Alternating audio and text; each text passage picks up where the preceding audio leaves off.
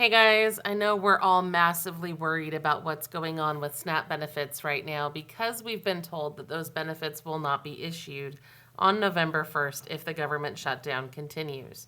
Now, we have a lot of updates on this point, and we do have some good news for some of you and some not so good news for others of you, and there's just a lot to go over today. So, the USDA and the administration have been adamant that reopening the government is the best way to keep SNAP going. They aren't mincing words, and they've released a few updates that really make it very clear what their stance is and how this is going to go forward. That being said, some states are stepping up to provide benefits anyway, and some lawmakers have introduced bills that would keep it going. There's just a lot going on, and I want to walk you through all the changes as of today. So, on that note, let's just dive right in here. So, originally, a lot of us were hoping that the federal government would do the same thing they did back during the last big shutdown in 2018, 2019, when they took some really creative measures to make sure that SNAP was still paid. As I recall, they basically started issuing SNAP early so that it could carry over, and it was out of the box thinking, but it got the job done, right? And nobody missed their payments. So I've been hoping that somehow they would come up with some sort of contingency plan that would just get the job done. Well, I was encouraged when originally I saw on the USDA website a hint that they would use contingency funds to keep the benefits flowing during the shutdown. Well, over the last week, that page has been deleted and the tone has completely changed, and I am no longer even slightly optimistic that they are going to take that approach, unfortunately.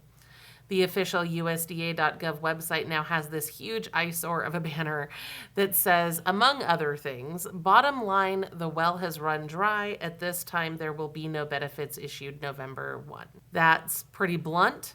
It's cushioned with a lot of very political messaging, which is definitely not normal for federal agency websites, which I think is adding to a lot of the confusion and the stress that we're seeing. But it's also a pretty clear signal that there won't be any creative workarounds this time. The backup options that we saw in past shutdowns appear to be completely off the table. Now, in addition to this, they also released a memo. Now, I was able to find a copy of that memo because Axios got a hold of it and they uploaded it to Dropbox and shared that link. So we were able to read the memo for ourselves. And it blatantly says the best way for SNAP to continue is for the shutdown to end. And then it went on to say a whole lot of things that were not great. Among other things, the USDA told states that contingency funds cannot be used for regular SNAP benefits. They say that those contingency funds are only for things like emergencies, like hurricanes or tornadoes, when the USDA needs that flexibility to respond quickly without waiting for a congressional appropriation. They make the case that because Congress has not approved regular SNAP funding at this time, that contingency fund is not legally available for this use. They say that it's only for when Congress has approved funding, but it's run out, not for when funding has run out and it hasn't been approved. So they do not intend to use any of the contingency funds to continue those benefits. They also said that they are not willing to move money around from other programs. In fact, there's a quote from this memo that says, transfers from other sources would pull funding away from school meals and formula. So as of right now, it does not appear that they have any intent whatsoever to find any legal mechanisms to shift resources around to make sure those SNAP benefits get paid. So, oh, that's right, there was one more bad news point here. Now, some states have been offering to cover the cost of the short term or working on other ways to make sure that their residents have the food benefits that they need. Now, this USDA memo that was sent out also said, quote, despite their willingness, states cannot cover the cost of benefits and be reimbursed, end quote. So the USDA went on to explain what it meant by this. And they said, quote, unlike other reimbursable programs, SNAP allotments are federally funded. States are responsible for determining household benefits and the movement of dollars through to the processors and ultimately to the retailers. There is no provision or allowance under current law for states to cover the cost of benefits and be reimbursed, end quote. So basically, all of those states that have been trying to find some way to keep the money flowing to you during this crisis have been told that if they choose to do so, that's on them and the government will not be giving them any of that money back. That is a pretty big deal because for a lot of states, the amount of money that the SNAP program provides is far beyond what their budget can accommodate. So in response to that, a lot of states have said that they will not be able to assist. Now, that's how we got to this point. So what's happening now is, as you know, the USDA told every state to hit pause on October 10th. And they said that they needed to do that to prevent states and EBT processors from loading those November benefits, and because this measure protects existing balances. Now, that seems to imply that the money that is currently on your EBT card will be fine and will be available to your use in the month of November if you're able to carry a balance. I have some information for you that we're going to go over here in just a little bit that indicates that that may not be the case. Now, I know there's a lot of confusing messaging going on right now. So we're going to talk about some new bills in Congress, and then we're going to talk about what states are stepping up to help, what states have said they can't, and what you need to do now. So please stay tuned. So I was impressed to see that there have been some new bills introduced in Congress. Representative Marionette Miller Meeks from Iowa has introduced the Keep SNAP Funded Act of 2025. This is a very short bill. It just does basically one thing, and that's protect your SNAP benefits. It is intended to keep those benefits going during the shutdown, make sure that you're retroactively paid for any benefits that are missed, and it only applies to this fiscal year, so it's a very short-term patch for this problem. Now, Senator Josh Raleigh from Missouri has also introduced a similar bill in the Senate, and both of these bills basically do the same thing. Now, Speaker Mike Johnson has told reporters that if the Senate passes the bill, then the House will address it and vote on that. And that is possibly one of the easier ways to get SNAP figured out, because then they don't have to deal with the whole solving the shutdown thing and they could at least get SNAP taken care of. Now, the bad news is that right now these have both been read and introduced. No action has been taken. So I would encourage you to call your senators if you're able to get through to them and encourage them to pass this bill and stop using SNAP families as pawns in this political fight, because it's really painful and unnecessary, as I'm sure you know. Now, in the meantime, while we wait for Congress to do something, there are some states that are stepping up to provide food assistance on their own. Now, like I said, USDA has said that states that do this will not be reimbursed, which is why we're not seeing more states step up. But a few governors have announced temporary emergency measures, and that's what I want to talk to you about today, because there is good news for some of you. So Virginia is definitely doing the best here. On October 24th, Governor Glenn Youngkin declared a state of emergency to continue benefits for the 850,000 or so people in Virginia that receive that help. Now, Virginia plans to use part of its $10 billion budget surplus to fund this. Strictly speaking, it's probably not SNAP itself. The article I read described it as a first-of-its-kind program, which will begin on November 1st to avoid any disruption in services. So if the government shutdown is still an issue on November 1st in the state of Virginia, this program is going to come online and help tide those families over. Now, they have noted that this support has to be short-term. The governor is quoted as saying, "We can step in for a while, but we can't do it forever." So do be aware that while this is a huge blessing for those of you in Virginia, it is not a suitable long-term solution. Congress still needs to do something here. Now in Louisiana, they're doing something similar.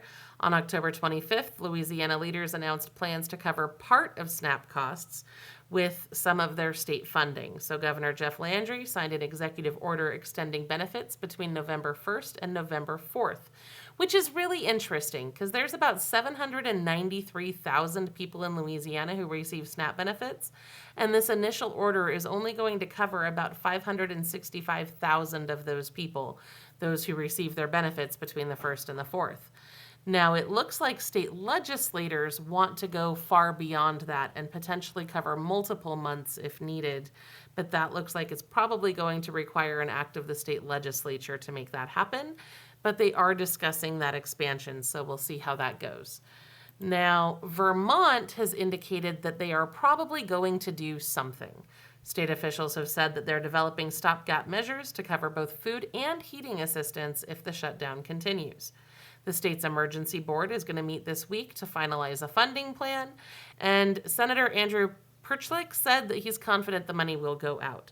And they're expecting that that will be functional by mid-November if it's still needed. Hopefully this will be far behind us by that time, but none of us have really any idea how long this is going to go on. So it all just depends. Now, we also know that some states have openly said that they are not going to be able to step up in this way. In Maryland, Governor Wes Moore has said that Maryland cannot cover SNAP without an assurance of reimbursement from the federal government, and they've already made it clear that they will not be offering any form of reimbursement. The governor there was quoted as saying, "I have been clear that there is no state that has the balance sheet to cover when the federal government says, you know what, we're just going to leave you on your own." And that's a quote from Governor Wes Moore in Maryland.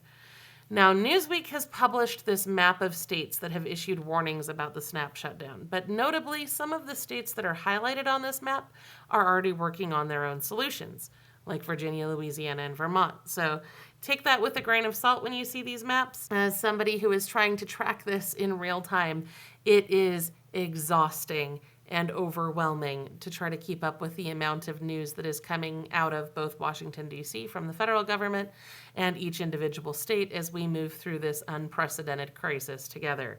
So we have a link on our website where we're tracking which states are stepping up and what they're going to be doing. We will be updating that live as we are able to find more resources. We have dramatically expanded our team in the last 2 weeks to bring on more researchers to try to help keep up with this chaos so that we're able to find the resources that you need. I know this is so stressful, and my heart is with all of you during this time. I cannot even imagine. This is just unfathomable to me, the idea that SNAP benefits wouldn't be paid. So what happens now? If Congress doesn't take some form of action, many states will not be able to get or send out their SNAP benefits on November 1st or in the month of November.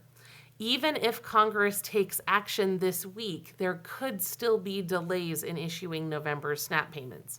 For example, Kansas told Politico that it would take at least 3 days to get SNAP restarted in their state, and some states may have other timelines.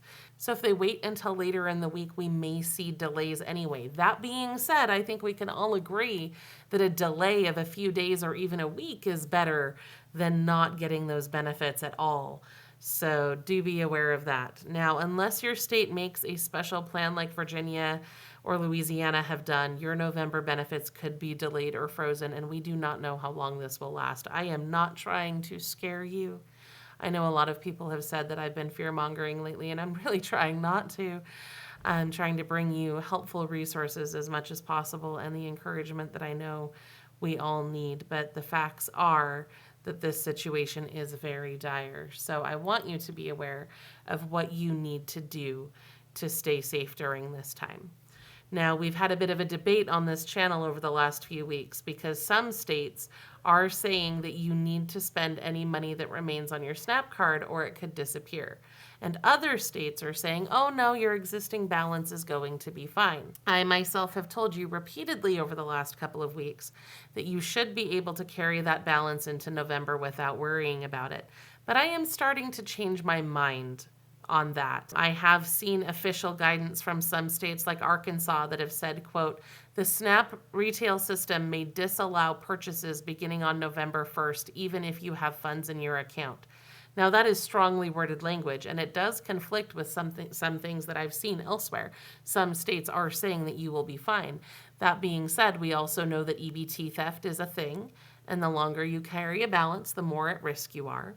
And with the way that we have seen this progressing without a lot of hope of relief, I don't think that I would personally take that chance if I still had EBT. I think that I would, just to err on the side of caution, do what Arkansas is suggesting and take that EBT card with whatever balance you have to buy shelf-stable food this week, just in case something happens that makes it impossible to access those funds on November 1st. I don't anticipate that being a problem. It wouldn't make sense to me logically why the system would go down and why you wouldn't be able to run that card after November 1st.